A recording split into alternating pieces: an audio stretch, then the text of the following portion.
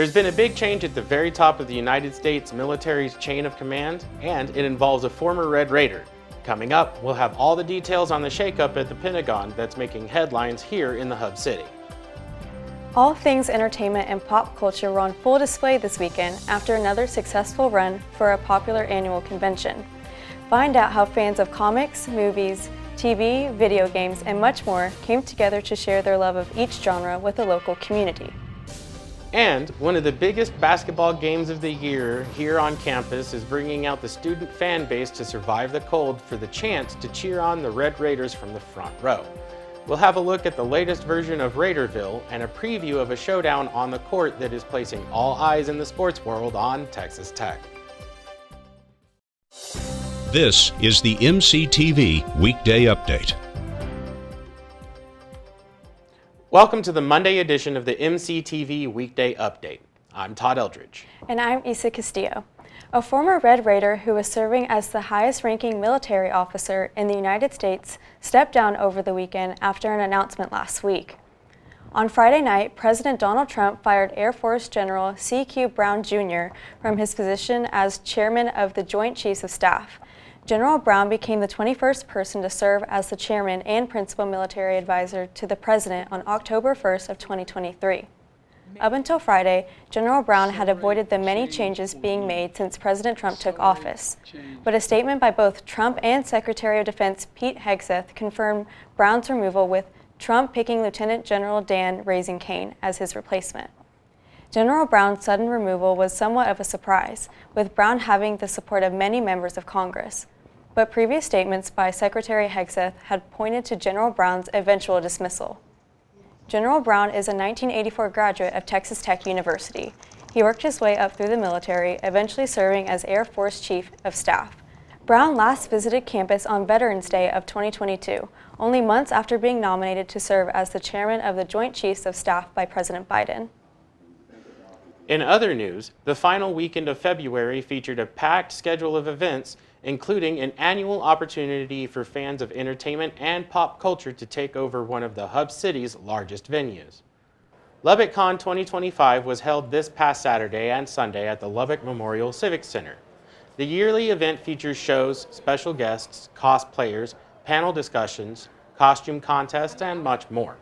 Activities were available throughout the entire Civic Center facility, including the exhibit hall, where dozens of vendors and artists offered a variety of collectibles and creations covering almost every pop culture genre. Special celebrity guests were also available to sign autographs and pose for pictures with attendees. On top of all of that, there was also a kids' activity area and a free gaming room for everyone who stopped by. LubbockCon has become a regular event here in the Hub City, taking place each spring. Organizers are already planning a return to the Civic Center for next year's convention. Just a bit farther east of the Civic Center, another two-day event featured the creativity of the local community at a venue that is helping to showcase the city's cultural diversity. On Saturday and Sunday, the East Lubbock Art House opened their doors to shoppers for the annual Black and Brown Art Market. The market featured creations by over 20 local artists from the city's multicultural community. Black, Hispanic, Latino artists, and more were invited to sell their works at the venue located at 405 Martin Luther King Jr. Boulevard. Paintings, clothing, jewelry, and home decor, even greeting cards, were all available for purchase to attendees. The event also featured food from local vendors, as well as a chance to learn more about the East Lubbock Art House. The venue regularly hosts events and art exhibitions, and it also acts as a gathering place for the East Lubbock community. If you would like to learn more about the East Lubbock Art House, as well as checking out an upcoming calendar of events, visit eastlubbocarthouse.org. It may only be the 6th full week of classes, but a lot of students are already starting to think about their future plans, both beyond this semester and after graduation. And for many of those students, last week was the chance to start getting those plans in order. The University Career Center hosted the spring edition of the Higher Red Raiders Job Fair last Wednesday in the Sub. Students from across campus gathered at the Red Raider Ballroom to connect with representatives from a wide range of companies. Attendees could learn about internships, full and part-time opportunities, or just take some time to network and plan for their future career. The Higher Red Raiders job fairs are some of the biggest events hosted by the UCC each year, with students from across campus stopping by during the 4-hour job fair. Because it's so broad, we service the entire Texas Tech community. So no matter if you're in arts and sciences, if you're in MCOM, if you're in animal sciences, we have something here for you. And it's important to get connected to employers before you graduate so you're not scrambling last minute. Wednesday's event was one of the first of several job fairs being held by the University Career Center this spring. The Summer Camp Job Fair, Nonprofit Job Fair, and Teacher Job Fair are all coming up next month. If you would like to check out a full calendar of events, as well as learn about the many other resources available through the UCC, visit careercenter.ttu.edu for much more information.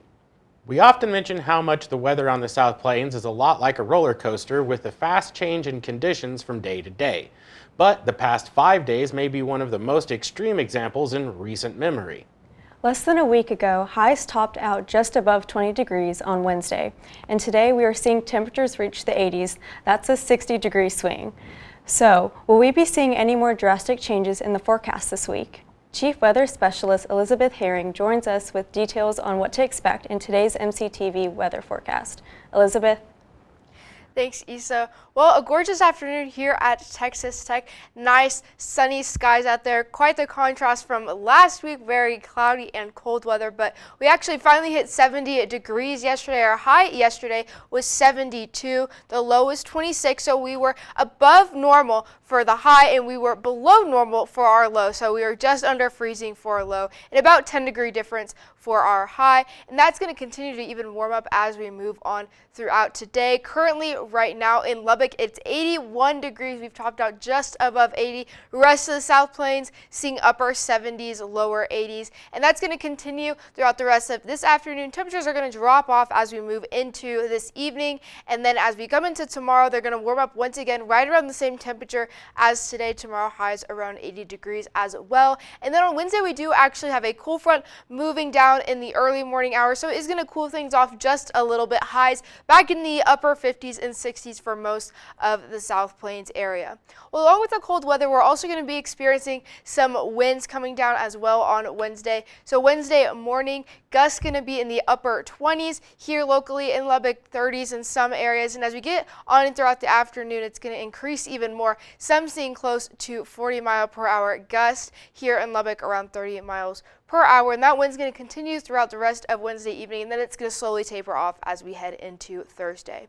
Well, tonight here locally in Lubbock, low of 39. Tomorrow warming up to 82 degrees, so once again hitting that 80 mark. Sunny skies tomorrow as well. And as we head into Wednesday and Thursday, temperatures pretty mild, 67 for the high both days, partly cloudy and windy tomorrow. Of course, just remember that wind as you head out the door. And then Thursday back to partly cloudy skies. Friday, we're back in the 70s with a high of 75, as well as Saturday. Sunday, high of 70 degrees, and then we do have that possibility for some AM showers on Sunday as well. Monday, beautiful, gorgeous day, partly cloudy skies, and a high of 71.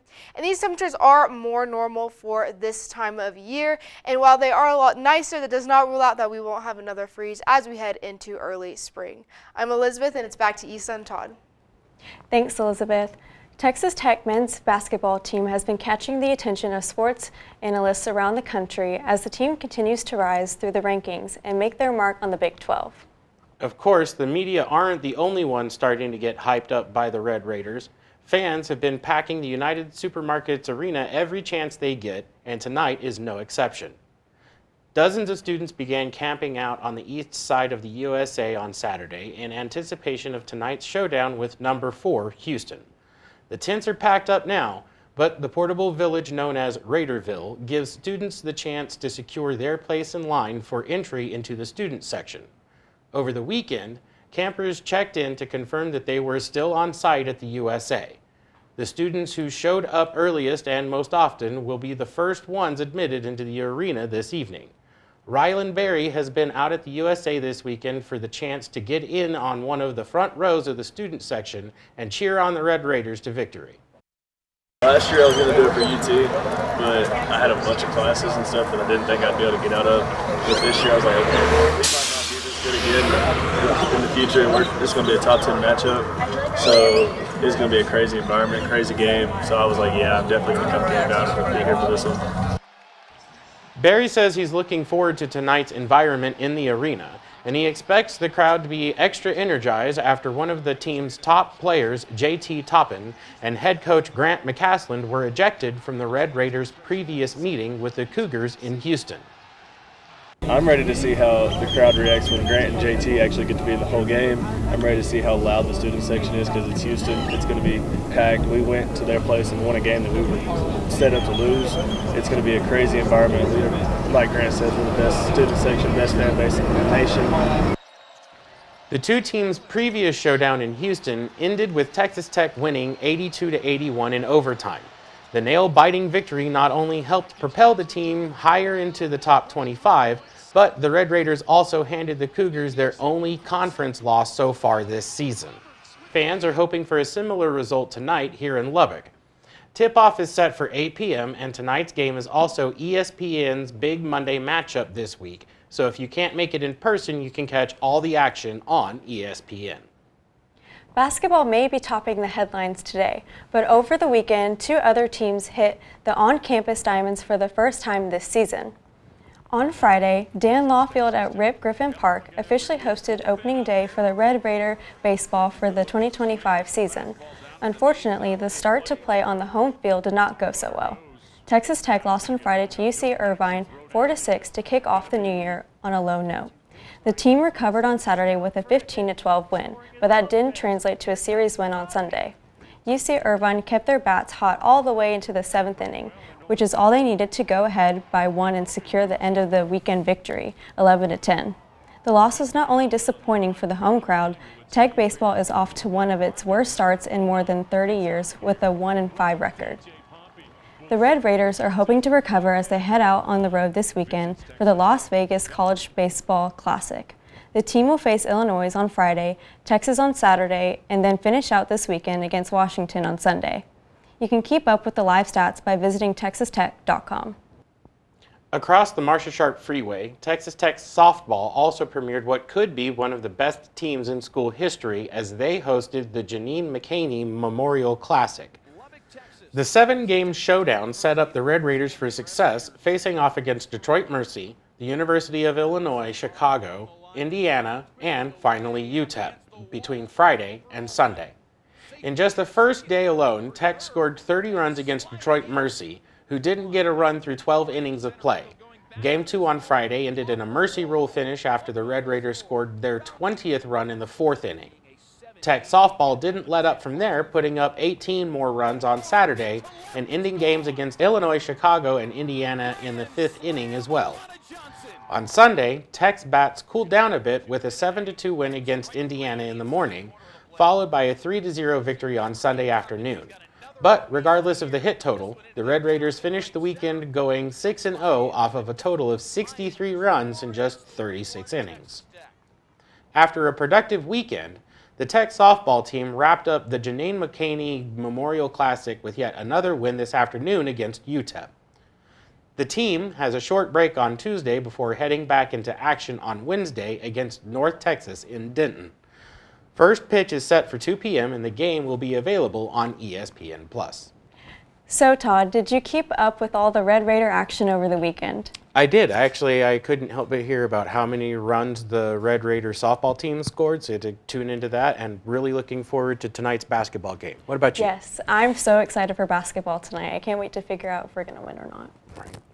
That's all for today's edition of the MCTV Weekday Update. Thanks so much for joining us, and be sure to check ttuhub.net every day for more news. We'll see you on Thursday.